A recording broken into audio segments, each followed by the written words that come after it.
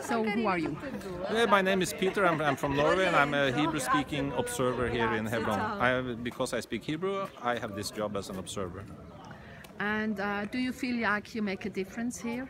Yes, very much. Also for the Israeli soldiers, and also for the Palestinians. And for the children, you said? Yes, especially for the children, because you can see they don't have the same kind of freedom as people all over the world, especially like my children in Norway.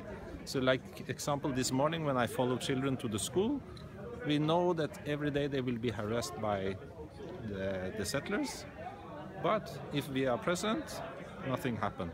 So this calms the situation. Thank you. And can you shortly say what is your organization? It's TIPH. This is 6 countries: Norway, Sweden, Denmark, Finland, Norway, Sweden, Denmark, Italy, Switzerland and Turkey. And we are here as observers. As observers, but we are invited by the Israeli government and the Palestinian authorities. They want us to be here. So they extend the mandate for 6 months. 6 months, 6 months.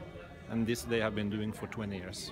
But you can read about us in the internet. It's in Hebrew, Arabic and in English. Thank you so much, Peter. Yes, no problem.